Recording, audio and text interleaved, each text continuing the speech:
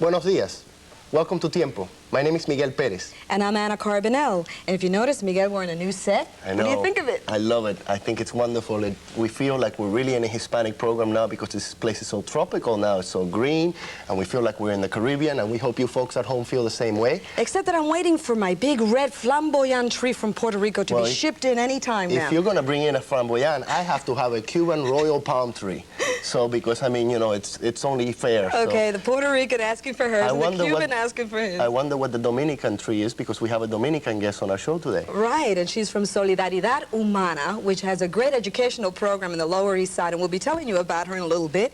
And Miguel is going to be interviewing another Puerto Rican, Angelo del Toro, Assemblyman Angelo del Toro, who is the chairman of the president of the Black and Puerto Rican Caucus in Albany, and he'll be telling us all about Hispanic representation in politics in New York State government. And so we hope you stay tuned, and we'll be back with more Tiempo. Right.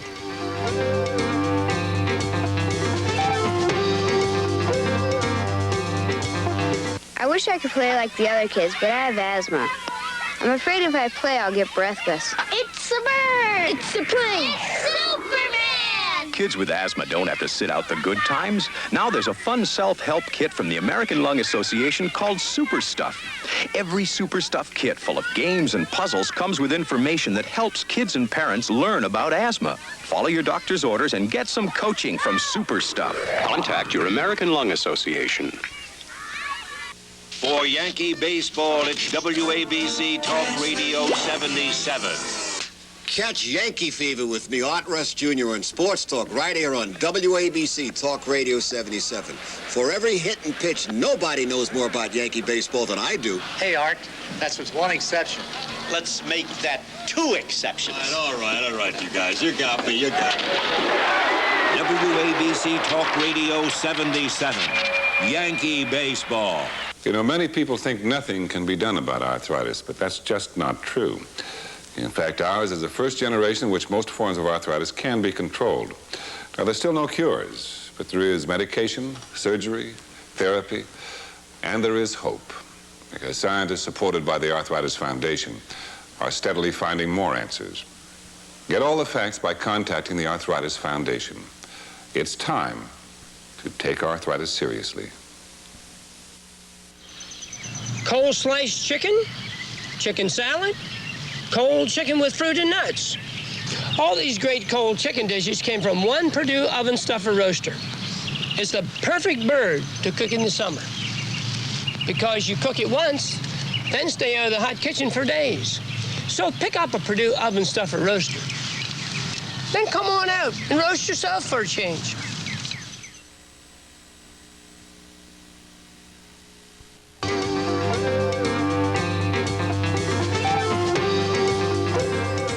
Many Hispanics experience problems when learning to read and write the English language, just like any group could experience problems in learning to write and read a new language. Well, Solidaridad Humana, Human Solidarity, a group in the Lower East Side, has identified some of the causes for these problems and is providing some solutions.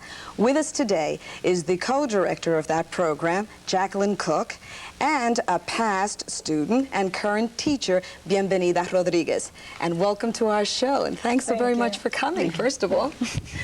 What exactly is the purpose of your program, Jackie? Well, Solidaridad Humana started about 12 years ago, really to respond to the educational needs of the Hispanic community, mostly adults and out-of-school youth. And how did the name come about? Well, I don't really know. It really, in some ways, says some of our philosophy that we believe in being a human organization and working together, working in solidarity. Now, have you always been involved with the program? Yeah, off and on since the beginning, about 12 years ago.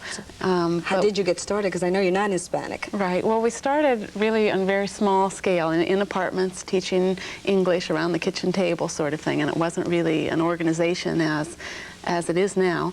And so it was in a sense, neighbor teaching neighbor English, and grew into teaching high school equivalency. And as the needs of the population grew, the agency sort of grew. Now, where are you located? We're in the Lower East Side of Manhattan, right off Delancey Street, and it's largely Hispanic community, although it's changed a lot over the last few years. Now, how do people hear about you? How, you know, who's eligible? Yeah, well, almost anyone is eligible that is interested in some of the programs that we have. Most people hear about it word of mouth. It's just, we've done very little advertising through the years, almost none really in terms of recruiting people, and still we have waiting lists of 1,000 easily for some of the programs. And it's primarily word of mouth. Oh, bienvenida. Is that how you heard about the program? But I got heard about the program in 1972 when I came from my country, from Dominican Republic. Then a friend of mine, it took me to the small group that was about 8 students at that time. Then, so you've been with them almost as long as they've been together? Yes, from 1972 was almost the beginning. I think they had 1 year. Right. They had started the program. Then I started learning English. Then 1 year later, I had from my country the high school equivalence. Then I haven't bring with me the diploma. Then I take the GED. Then after I took the GED, I went back to Manhattan Community College, and so the Long Island Community College. When I started college, then I go back to Solidaridad Humana. Then I finished my BA in Empire State College. Then now I am a teacher from the Hispanic community. Oh, you're working, she's working with them. Yeah. Did you help her through the whole process of while she was going for her GED and the whole thing? Well, Bienvenida has initiated most of what she wants to do. She's been very, but she's kind of come back and forth when there are things at Solidaridad Humana that kind of help her in terms of finding out what she wants to do. So she did get her BA kind of with a program that works in cooperation with Solidaridad Humana, and has been teaching with us full-time for about 2 years, teaching literacy in Spanish. And now is working on her MA in bilingual education. Now, why do you find it so important that you teach the literacy in Spanish first before you go into the English? Because we had talked about that, Jackie. Yeah, well, a large part of our agency is in vocational training, and many people who went into training, we found, didn't really have basic skills in Spanish or in English, really. They didn't have a lot of solid reading and writing skills. Then in English as a second language, they would study and often become frustrated. They'd drop out, or their attendance, they just really weren't benefiting from the instruction. They found out what really was needed was education in Spanish first in order to benefit from the English classes or to benefit from the vocational classes. And so now a strong part of the whole agency is literacy in Spanish. Well, I know that we have a tape. Our crews were able to go and visit you, so we're going to take a look at that, but let's talk a little bit about it while our viewers are watching it. I want to know, what type of work are your what type of work are your students capable of doing after graduation? How do you help them there? Okay, there's a real range. At the beginning level in basic education, when they graduate, they have basic reading and writing and skills, but they don't have their high school diploma yet. So many of them, when they finish, go on to high school. Others, then when they finish high school or when they finish their basic education, will go on to English, and they'll be studying English as a second language. But do you have a formal placement program for them? But it isn't until after that they usually go into vocational programs, and then they are placed. They're placed in a data entry job, or they might be placed in an office skills job, or they are placed in a college program. Oftentimes at Solidaridad, but sometimes in other colleges around the city. Well, I'm tempted to say what percentage are placed, but it's sort of placed all over. But what percentage would you say in total, leaves there to... Well, since I work more closely with the basic education, I would say probably about 70% of the students there are placed in another education program. It might be job training, it might be college, or it might be high school equivalency. And then out of the training program, about 50% of those are placed directly into a job. And with the college program, we have very high retention, which was really one of the purposes of it. So many Hispanics that go into school drop out of school. They don't continue. They don't really get their diplomas. And so we're really trying to address that need, keep people going to school, and so that they really do finish and get their BA when they're done. And that's one of the goals. That really sounds very interesting, and it's awfully encouraging to find, you know, I see you and I know we're friends, Jackie, and you've been there in the community for about 13 years, but how do you feel that the people are really reacting to this whole program? It's difficult for them to admit, first of all, that they're having the... That's right. Well, I think I've told you before, too, but if we were open, you know, 7 days a week, 24 hours a day, I'm sure we would be full. It's that, there's that kind of need for one thing, and also it's that kind of environment.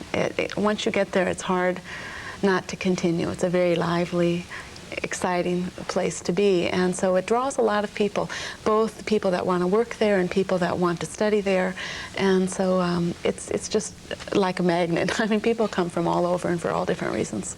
And how many of you started this program? You had told me. Well, its origins involved a lot of different people, but there were probably 3 or 4 people at the beginning that, and many of us that are still there now, that were involved in teaching, but at a small level, and it's kind of grown from that. But this has really started just with 3 people, is basically what you're saying, and I think it's wonderful. And bienvenida. How do you feel about? Well, I will tell you about the program.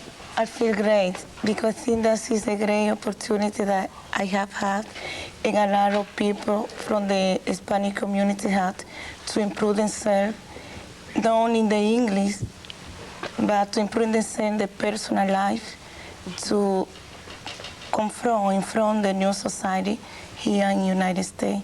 And I think it's a great opportunity for the Hispanic community to grow up in this new culture. Yeah, and what courses are specifically offered that she's referring to for us to be able to continue with the education? What courses directly, Jackie, are you offering? Well, it's a wide range. We have literacy classes in Spanish.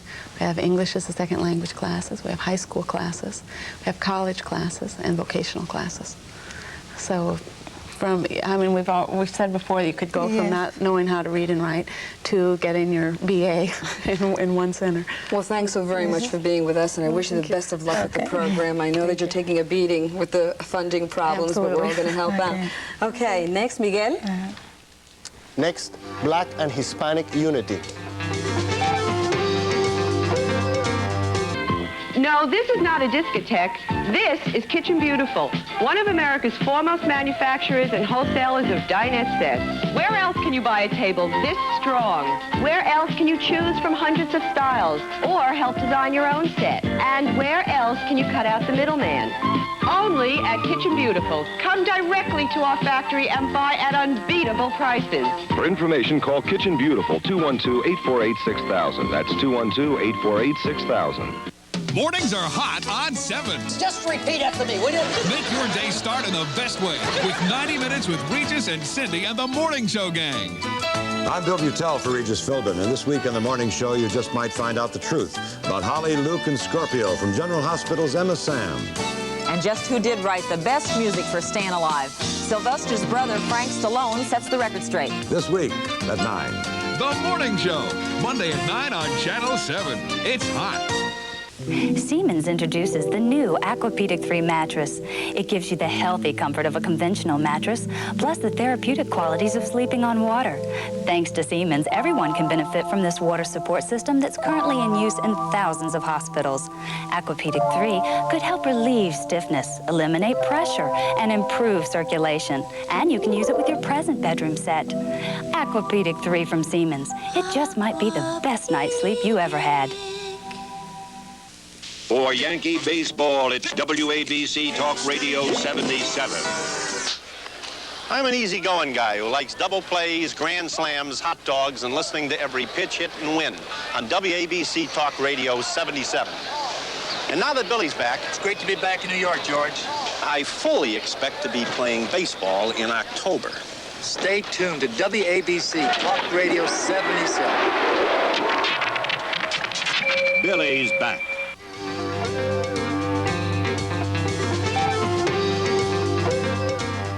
With the growth of the minority population throughout the country, the issue of representation for blacks and Hispanics throughout the nation has become a very important issue. And with me today to share some light on the representation of Hispanics and blacks in New York State is Assemblyman Angelo del Toro, who's just become the chairman of the Black and Puerto Rican Legislative Caucus in New York State. And welcome to Tiempo and congratulations. Thank you for having me here. It's a pleasure. Now, the first thing we should discuss is the caucus itself. Why do we need a caucus in Albany that represents blacks and Puerto Ricans? Because really, if you look at the economic studies of both populations in this state, they're both near the bottom of the economic ladder. And many of the issues that affect one group will affect the other. We live close to each other, where the discrimination that exists, a great deal of it is racial, the way we look and the way you speak in this society. What is the composition of the caucus now? There are 24 members of the caucus.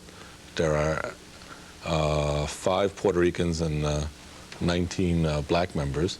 There are These are assemblymen, senators? And there are 19 assemblymen and 5 senators. And how many of the senators are Hispanic?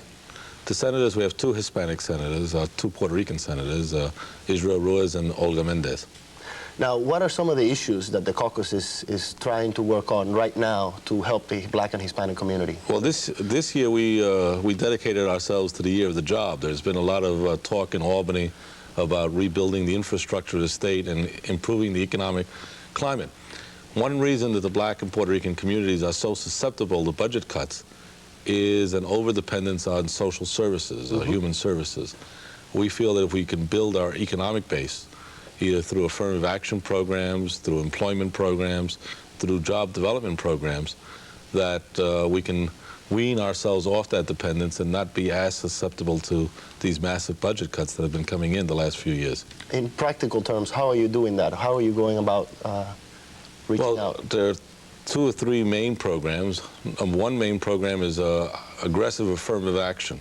Whenever the state builds or leases or buys, we are demanding that there be affirmative action programs for minority vendors.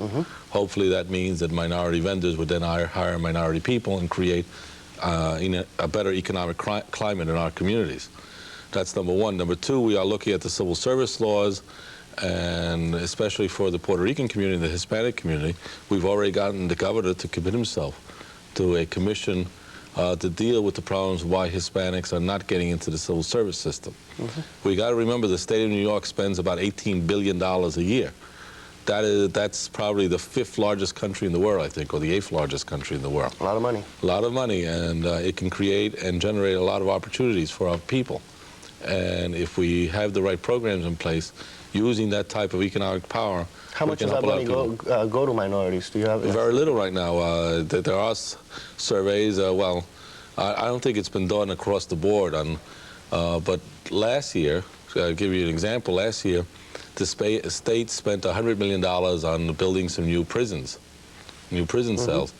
Of that money, and I'm not talking about whether that was a good social decision or not, of that money, only $92,000 went to Hispanic contractors and black contractors. So the figures are just terrible.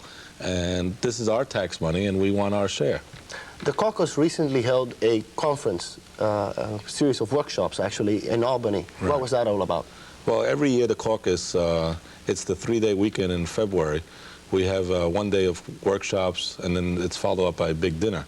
This past year, over 6,000 people went to Albany to partake in political strategies, to partake in the budget process, to allow, remember, the caucus is made up of 24 public officials who have a vote on the budget.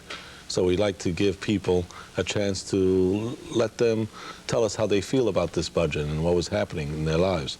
As a group, 24, can you bring about real change, you think, for the black and Hispanics? Oh, I think the caucus has a history of some real productive measures. We got to remember last year's reapportionment was as a result of a lawsuit filed by the Black and Puerto Rican Caucus on behalf of the people of the state of New York, suing the state. In fact, they were suing themselves. At the beginning of the year, it was not decided whether the state legislative districts would be reapportioned. The caucus sued, and in federal court, the federal courts ordered the state to reapportion. See, the state constitution would have allowed the districts to be reapportioned in 1986. it was our feeling that, especially in New York City, that with the increase in the minority population, that would mean more increased seats. And it actually happened in Queens. We have 4 new members of the state legislature. They happen to be black, who were elected in Queens because of that reapportionment.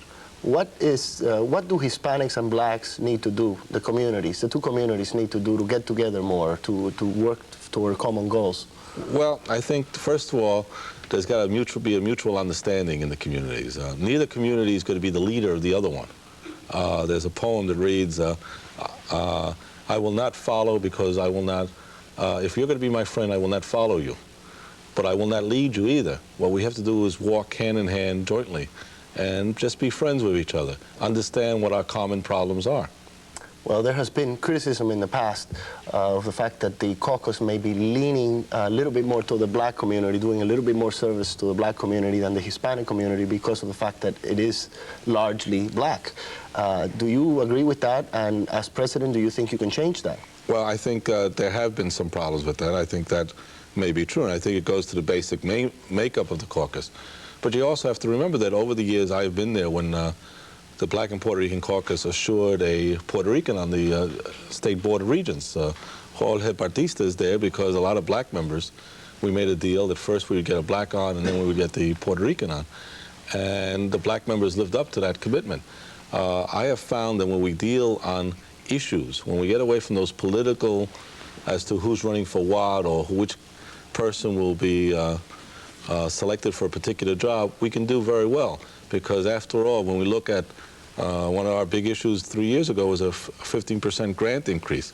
You know, that grant increase went to Hispanics, went to blacks, went to whites.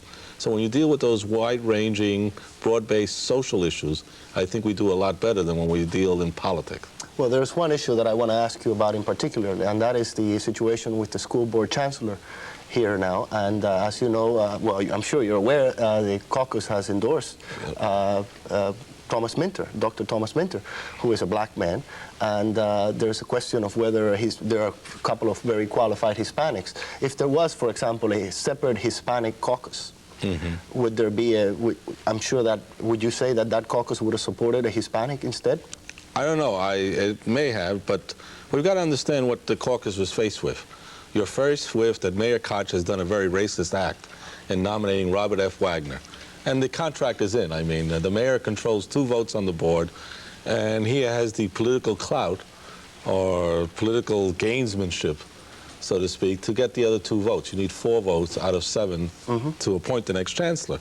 So you were faced with this situation. If there's any chance of stopping Mr. Wagner, who I think it's important for both minority communities to stop. After all, this is a man who came up with a plan, I think it was 3 years ago or 2 years ago, that said we had to close 200 schools. This is a man who is the prime architect of the policies of planned shrinkage in this city. I mean, you know, this is, I said in the press release that this was like putting Dracula in charge of the blood bank. But what about those schools are so important, that's the future of both communities, that the only way to stop this particular candidate was to achieve unity. Mr. Minter happened to be the first deputy chancellor of the school system. There has been a general improvement in the school system. He should have shared in some of that credit. I mean, he was the #1 guy after Macriola. He is a qualified candidate. I think that he deserves the support of both communities. Doesn't mean that he's more qualified than Tony Alvarado. I think when you take the whole picture into focus, stopping Bob Wagner was an overall concern, and having a very good qualified candidate. Just think if you were a black person. Well, just think if it would have been Tony Alvarado who would have been the first deputy chancellor, and he would have been passed over like this, what would have been our reaction? I mean, Minter was not even considered by the mayor, and I think he was not considered because he was black. We thank you for being here. We appreciate it, and we wish you good luck in your new position. Thank you very much. Anna? Next, late introductions.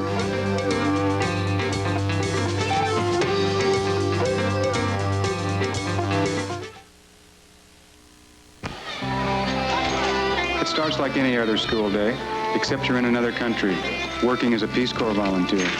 As a teacher, you find out people are eager to learn wherever they are, maybe more so here, because what they learn can really make a difference in their lives. That's it? See you all tomorrow. Putting your education to work where it can do a world of good. That's a good day's work in any teacher's book. Peace Corps, the toughest job you'll ever love. Oh, gentle Romeo, if thou dost love, pronounce it faithfully. Good, Tova. Terrific. Do we have time to go through it again? No, I gotta run. Big date? Big, but not Burt Reynolds. Anyone we know? Mm-hmm. Hadassah. Oh, Hadassah. I loved him in Fiddler on the Roof. Oh, Ben. If you want to be part of a group that really gets things done, join Hadassah. Because some of man's greatest achievers have been women. It's a week of new flicks, hot licks, and high kicks on Entertainment Tonight. Rodney Dangerfield's back on the big screen and easy money. But first, it's cornpone fun with the Hee Haw Gang. Plus, the music of Jerry Lee Lewis, George Benson, Delarice, and Taco. Wowzers! And get smart with Don Adams and John Houseman. Plus, fancy footwork from Flashdance and Staying Alive. All this week on Entertainment Tonight. Starting Monday at 7:30 on Channel 7. Hot weather can create health problems for your pet. Here's some advice from the ASPCA. Take your pet for an annual veterinary checkup. Keep a flea collar around your pet's neck and inspect his coat regularly for fleas. Never leave your pet alone in a parked car. The temperature can reach a deadly 120 degrees in less than 3 minutes, even in the shade. Be sure your pet has plenty of cool, clean water available. For more information, get in touch with us. You know, many of you at home may not be aware, but this is not all we do, Anna and I, on Sunday mornings. Even though we have a lot of fun with it. We have other jobs. And this lady who sits next to me is the publicity manager of Channel 7 ABC, and she goes home every night to 3 kids and a husband. So she keeps quite busy. Yeah, and Miguel is with the Daily News. He's been with them for the last 5 years, and he has his own opinion column that he's had for the last 2. He also has a column on Fridays, a Que Pasa column. That's right. It's an entertainment column on what to do in Latin New York, where to go dancing, where to go to the theater and all that, which we have done also on this program, as you know. So we hope that... This fellow, Cuban-born, came here at the age of 11, has done so many things, and we're so proud to have him here on Channel 7. I am proud just to sit next to you. Where were you born? Arecibo, Puerto Rico. Ah. all the people from Arecibo at home are going, ah. Hey, well, Boricua and Cuba and Dominican Republic and Latin America. I mean, it's wonderful. I think we're trying to get everyone's opinion here and everyone's little... We're trying to give you a little slice of what it is to be a Latin New Yorker, and every week on Sunday mornings. And we hope that you join us, especially with our new set, and we're very glad Now, to be we've in told the you a little bit tropical about us. We'd love to hear from you. Send letters. Let us know. And the address is Tiempo, WABC TV, 7 Lincoln Square, New York, New York, 10023. Just drop us a card if you can, and we hope that you tune in next week. More Tiempo with us. Goodbye. Okay, bye. Thanks a lot. The Museum of the City of New York is now conducting their 24th season of Sunday walking tours. For more information on this special opportunity to explore the city's historic neighborhoods, contact the Museum of the City of New York, 1 Museum Mile, 5th Avenue at 103rd Street.